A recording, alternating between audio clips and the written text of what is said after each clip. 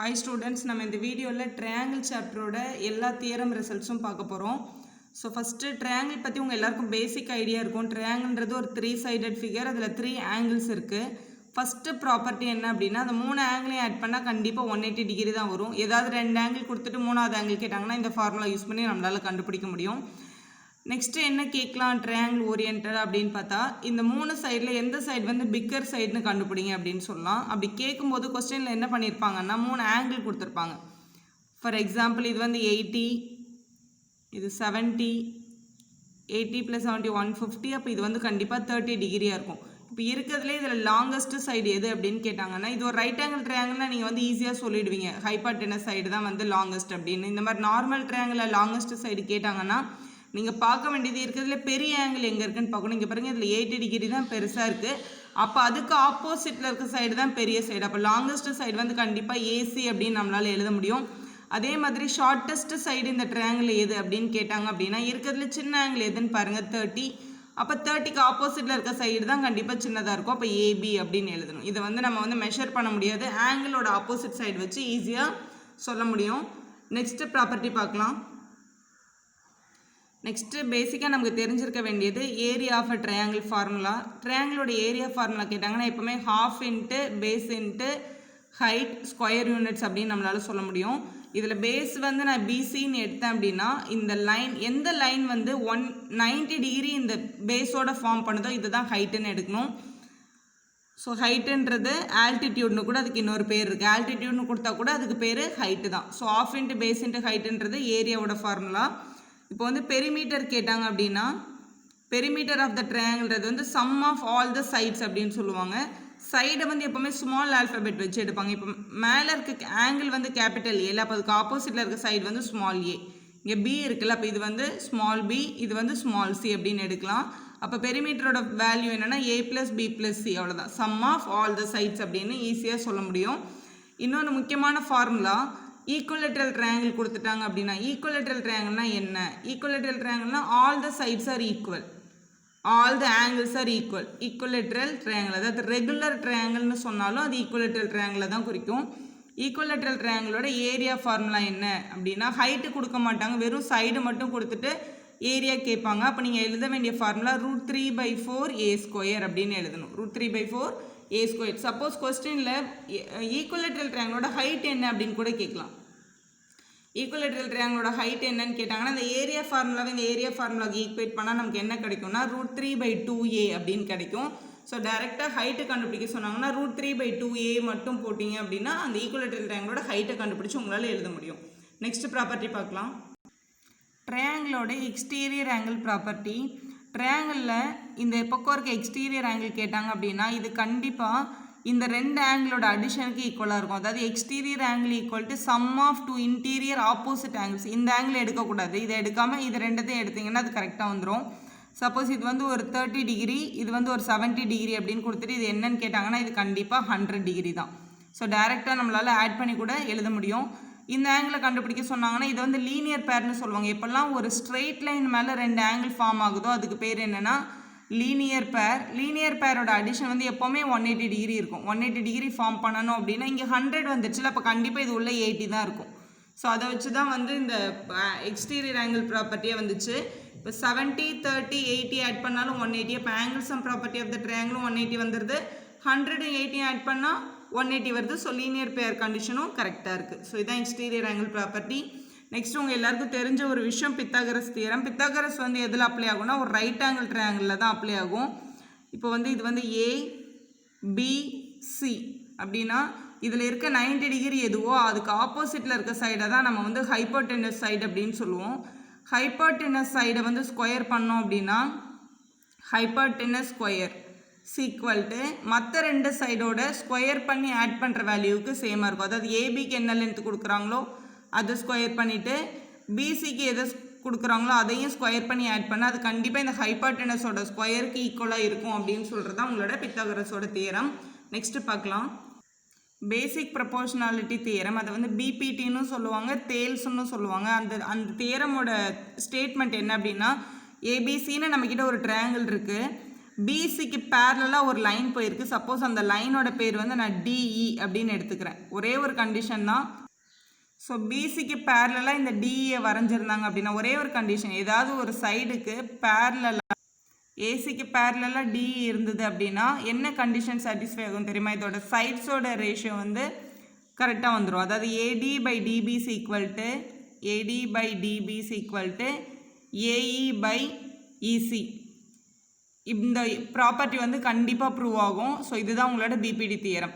இதை ஏடின்றது இங்கே first half, அப்புறம் டிபி எடுத்திருக்கேன், அப்புறம் ஏஇன்றது இங்கே ஃபஸ்ட்டு ஹாஃப், அதுக்கப்புறம் இசி எடுத்திருக்கேன். அதுதான் உங்களோட பிபிடி தியரம். இதில் இன்னொரு ரிசல்ட் கூட இருக்குது. அதாவது AB by AD AC by AE அதை பண்ணாலும் நமக்கு ஆன்சர் கரெக்டாக தான் வரும். நெக்ஸ்ட்டு பார்க்கலாம்.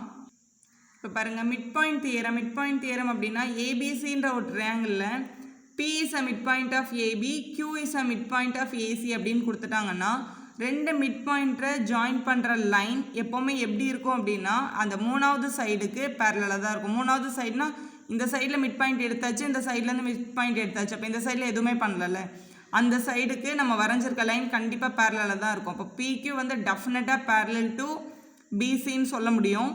இதுதான் மிட் பாயிண்ட் தியரமோட ஃபஸ்ட்டு கண்டிஷன். ரெண்டு மிட் பாயிண்ட்டை ஜாயின் பண்ணுற லைன் எப்போவுமே தேர்ட் சைடுக்கு பேரலாக இருக்கும். இன்னொரு முக்கியமான கண்டிஷன் என்ன அப்படின்னா அந்த PQவோட லென்த் வந்து எப்போவுமே அந்த பேரலல் சைடுக்கு பாதியாக தான் இருக்கும், BC பை 2வாக தான் இருக்கும். இப்போ BC வந்து ஒரு 10 சென்டிமீட்டர் அப்படின்னு கொடுத்துருக்காங்கன்னா PQ கண்டிப்பாக 5 சென்டிமீட்டர் தான் இருக்கும் அப்படின்னு நம்மளால் 100% சொல்ல முடியும். அதே மாதிரி இந்த ஆங்கிளும் கூட ஈக்குவலாக தான் இருக்கும்.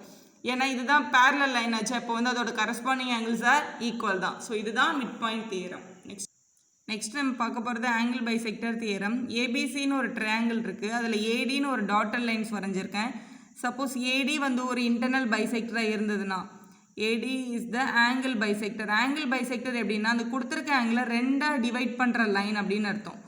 ஸோ ஏடி இஸ் ஆங்கிள் பைசெக்டர்னால் இந்த ஏன்ற ஆங்கிளை இது கரெக்டாக ரெண்டாக டிவைட் பண்ணும். இப்போ இது ஒரு 80 டிகிரி அப்படின்னா இந்த பக்கம் ஒரு 40, இந்த பக்கம் ஒரு 40 வர்ற மாதிரி டிவைட் பண்ணுற லைன் தான் ஆங்கிள் பைசெக்டர் லைன்.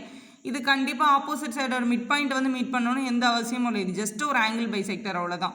இந்த மாதிரி ஒரு ஆங்கிள் பைசெக்டர் வரும்போது என்ன ப்ராப்பர்ட்டி வரும்னா இந்த கட் பண்ணுற இடத்துல ஒரு பாயிண்ட் கிடைக்குதுல, அதுலேருந்து பிடி பை டிசியோட வேல்யூவும் ஏபி பை ஏசியோட வேல்யூவும் கண்டிப்பாக சேமாக தான் இருக்கும்.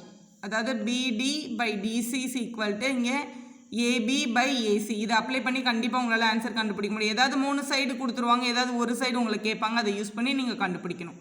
நெக்ஸ்ட்டு பார்க்கலாம். Next similar triangle. Similar triangle வந்து இப்போ இந்த மாதிரி ஒரு டயக்ராம் கொடுத்துருக்காங்க அப்படின்னா இதுக்கு மேலே ஃபார்ம் ஆகிற அந்த குட்டி ட்ரையாங்கிள் இந்த பெரிய ட்ரையாங்கிள் வந்து சிமிலராக இருக்கும். எப்போ அப்படின்னா இந்த லைன் வந்து இந்த லைனுக்கு பேரலாக இருக்கும்போது. ஏன்னா இந்த ஆங்கிளும் கரஸ்பாண்டிங் ஆங்கிள்ஸாக ஈக்குவல் ஆகிடும்.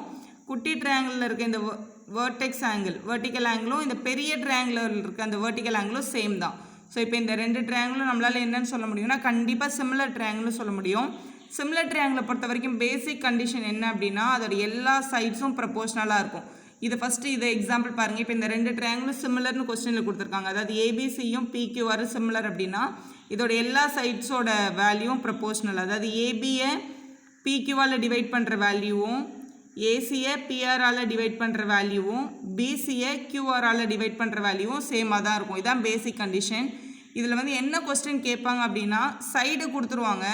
சப்போஸ் இங்கே வந்து ஏபி வந்து 3 யூனிட்ஸ், பிக்யூ வந்து ஒரு 5 units, what is the area of these 2 ட்ரையாங்கிள்னு கேட்கலாம். இதோட ஏரியாவோட ரேஷியோ எப்படி இருக்கும் அப்படின்னு கேட்கலாம். இங்கே பாருங்கள், ஏரியான்றதை ஏஆர்னு எழுதுவாங்க. ஏரியா ஆஃப் த ட்ரையாங்கிள் ஏபிசிக்கும் ஏரியா ஆஃப் த ட்ரையாங்கிள் பிக்யூஆரும் என்ன அப்படின்னு கேட்டாங்கன்னா ரொம்ப சிம்பிள். அதோட சைடை ஸ்கொயர் பண்ணால் போதும்.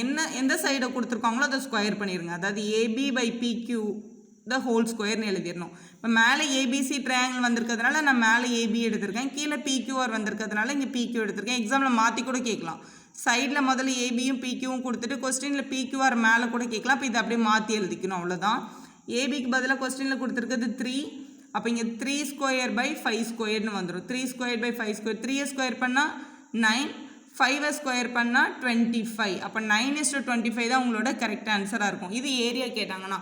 சப்போஸ் பெரிமீட்டர் கேட்டாங்கன்னா என்ன பண்ணுறது அப்படின்னா பெரிமீட்டரோட ரேஷியோவும் சைடோட ரேஷியோவும் சேம் தான். எப்போவுமே பெரிமீட்டரும் சைடும் சேம் ரேஷியோவில் தான் இருக்கும். ஏன்னா இங்கே கொஸ்டினை பொறுத்த வரைக்கும் சைடு வந்து 3/5ன்னு கொடுத்துட்டாங்க.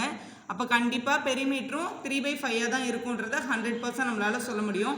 இதே ரூல் வந்து அப்படியே இந்த ட்ரையாங்கிளுக்கும் நம்ம வந்து அப்ளை பண்ண முடியும். இப்போ நெக்ஸ்ட்டு பாருங்கள், angles formed by angle bisector அப்படின்னு ஒரு சின்ன ப்ராப்பர்ட்டி இருக்குது. இப்போ ஏபிசி அப்படின்ற ட்ரையாங்கிளில் பியோட ஆங்கிள் பைசெக்டரும் சியோட ஆங்கிள் பைசெக்டரையும் எக்ஸ்டெண்ட் பண்ணி ஒரு பாயிண்டில் மீட் பண்ண வச்சாங்கன்னா இந்த இடத்துல ஒரு ஆங்கிள் ஃபார்ம் ஆகும். இந்த ஆங்கிளோட வேல்யூ என்ன அப்படின்னு கேட்டாங்கன்னா இது ரொம்ப சிம்பிள். இது வந்து 90 + a/2 இருக்கும். 90 + a/2 தான் இருக்கும். ஏன்றது இந்த ஆங்கிள் பாருங்கள், இந்த வெர்டெக்ஸ் ஆங்கிள் இருக்குல்ல, இதுக்கு வந்து பாதி ஆக்கிட்டு அதை 90யோட ஆட் பண்ணால் கண்டிப்பாக இந்த ஆங்கிள் கிடச்சிரும். இப்போ சப்போஸ் இது வந்து ஒரு 80 டிகிரி, இந்த ஆங்கிள் என்ன அப்படின்னு கேட்டாங்கன்னா நம்ம ஆட்டோமேட்டிக்காக 90 டிகிரி + 80/2 80/2 40 தானே, அப்போ இது கண்டிப்பாக 130 இருக்கும்னு 100% சொல்ல முடியும். ஸோ இது வந்து இன்டீரியர் ஆங்கிள் பைசெக்டருக்கு. இதே கொஸ்டின் எக்ஸ்டீரியர் ஆங்கிளுக்கு பைசெக்டருக்கு கேட்பாங்க. அதாவது பியோட எக்ஸ்டீரியர் ஆங்கிள்லேருந்து ஒரு பைசெக்டர் அப்படின்னா இந்த பின்ற ஆங்கிளை கொஞ்சம் இப்படி வெளியே எக்ஸ்டெண்ட் பண்ணிவிட்டு இந்த ஆங்கிளை வெளியில் வரையணும். இதுதான் எக்ஸ்டீரியர் ஆங்கிள் ஆஃப் பி. இதோட ஆங்கிள் பைசெக்டரையும் எக்ஸ்டீரியர் ஆங்கிளோட ஆங்கிள் பைசெக்டரையும் ஆங்கிள் சியோட எக்ஸ்டீரியர் ஆங்கிள் பைசெக்டர்னா சிக்கு வெளியில் ஒரு ஆங்கிள் எடுத்துகிட்டு அதையும் இப்படி எக்ஸ்டெண்ட் பண்ணோன்னா நமக்கு இங்கே ஒரு ஆங்கிள் ஃபார்ம் ஆகும். இந்த ஆங்கிள் என்ன அப்படின்னு கேட்டாங்கன்னா அதே ஃபார்முலா நான் மைனஸில் வரும். 90 - a/2 தான் இதோட கரெக்ட் ஆன்சர். அதே மாதிரி இப்போ இது வந்து ஒரு 80 டிகிரி எடுத்துக்கோங்களேன் எக்ஸாம்பிள். அப்போ இந்த ஆங்கிள் என்னவாக இருக்கும் அப்படின்னு கேட்டாங்கன்னா 90 - 40 டிகிரியாக இருக்கும். ஏன்னா a/2 வந்து 40 தானே, அப்போ இது கண்டிப்பாக 50 டிகிரியாக இருக்கும்ன்றது தான் கரெக்ட் ஆன்சர். இது உள்ளே வந்ததுன்னா ப்ளஸ்ஸு, வெளியில் வந்ததுன்னா மைனஸ், அவ்வளோதான். நெக்ஸ்ட் ப்ராப்பர்ட்டி பார்க்கலாம். நெக்ஸ்ட்டு பாருங்கள், ஒரு ட்ரையாங்கிளில் ஒரு இன்டீரியர் ஆங்கிளோட ஆங்கிள் பைசெக்டரையும் ஒரு எக்ஸ்டீரியர் ஆங்கிளோட ஆங்கிள் பைசெக்டரையும் இப்படி எக்ஸ்டெண்ட் பண்ணி மீட் பண்ண வச்சாங்கன்னா ஒரு ஆங்கிள் ஃபார்ம் ஆகும். இந்த ஆங்கிளோட வேல்யூ என்னவாக இருக்கும் அப்படின்னு கொஸ்டின் கேட்கலாம். அப்படி கேட்டாங்கன்னா கண்டிப்பாக கொஸ்டினில் என்ன மென்ஷன் பண்ணியிருப்பாங்கன்னா இந்த ஆங்கிள் கொடுத்துருப்பாங்க. சப்போஸ் இந்த ஆங்கிள் வந்து ஒரு எக்ஸ்ன்னு வச்சுக்கோங்களேன், கண்டிப்பாக இந்த ஆங்கிள் என்னவாக இருக்கும் அப்படின்னு கேட்டாங்கன்னா இது கண்டிப்பாக x/2 தான் இருக்கும். இதில் பாதி தான் இருக்கும். அதாவது ஒரு ட்ரையாங்கிளில் ஒரு இன்டீரியர் ஆங்கிள் பைசெக்டரையும் ஒரு எக்ஸ்டீரியர் ஆங்கிள் பைசெக்டரையும் ஒரு பாயிண்டில் மீட் பண்ண வச்சு ஒரு ஆங்கிள் ஃபார்ம் பண்ணாங்க அப்படின்னா இதில் யூஸ் பண்ணாத ஒரு ஆங்கிள் இருக்கும்ல, அந்த ஆங்கிளில் பாதி தான் இந்த ஆங்கிள் இருக்கும் அப்படின்றத உங்களால் டெஃபினட்டாக சொல்ல முடியும். இது 60 டிகிரினா இது கண்டிப்பாக 30 டிகிரி தான். சால்வே பண்ணாதீங்க, டேரெக்டாக எழுதிடலாம். நெக்ஸ்ட்டு பார்க்கலாம். இன் ரேடியஸோட வேல்யூ கண்டுபிடிக்க சொல்லுவாங்க. இன் ரேடியஸ்னால் ஒரு சர்க்கிளுக்குள் ஒரு ட்ரையாங்கிளுக்குள்ளே ஒரு சர்க்கிள் வந்துச்சுன்னா அந்த சர்க்கிளோட ரேடியஸ் என்னன்னு கேட்குறதா இன் ரேடியஸ். அது வந்து ஈக்குவலேட்ரல் ட்ரையாங்கிளுக்கு ஃபார்முலா என்ன அப்படின்னா a/2√3. ஏன்றது அந்த ட்ரையாங்கிளோட சைடு, அதை 2/√3ஆல் டிவைட் பண்ணால் அதோட இன் ரேடியஸ் என்ன அப்படின்றது நமக்கு தெரிஞ்சிடும். இப்போ இதே கொடுத்துருக்க கொஸ்டின் வந்து ஒரு ரைட் ஆங்கிள் ட்ரையாங்கிள்னு வச்சுக்கோங்களேன்.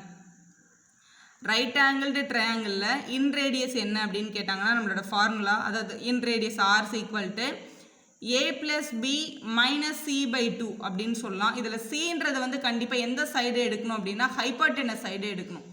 மற்ற ரெண்டு சைடையும் ஆட் பண்ணிவிட்டு ஹைப்பர்டெனஸ் சைடை மட்டும் மைனஸ் பண்ணி 2ஆல் டிவைட் பண்ணால் நமக்கு என்ன கிடச்சிரும் அப்படின்னா இன் ரேடியஸோட வேல்யூ கிடச்சிரும். ஃபார் ஆல் அதர் ட்ரையாங்கிள்ஸ், எந்த ட்ரையாங்கிளாக இருந்தாலும் நார்மலாக ஒரு ட்ரையாங்கிள் ஏதோ ஒரு ட்ரையாங்கிள் அப்படி கொடுத்துட்டு அதோட இன் ரேடியஸ் என்ன அப்படின்னு கேட்டாங்கன்னா 2 டைம்ஸ் ஏரியா பை பெரிமீட்டர். இதுதான் அதோட ஃபார்முலா. இதை யூஸ் பண்ணி உங்களால் இன் ரேடியஸை கண்டிப்பாக கண்டுபிடிக்க முடியும். ஸோ இங்கே ஜஸ்ட் அந்த டயக்ராம் மட்டும் காட்டுறது எப்படி கொடுப்பாங்க அப்படின்னு. ஸோ வந்து ஒரு ட்ரையாங்கிள் இருக்கும், ட்ரையாங்கிளுக்கு உள்ள ஒரு சர்க்கிள் ஃபார்ம் ஆகிருக்கும், இந்த மாதிரி இப்படி ஃபார்ம் ஆகிருக்கும்.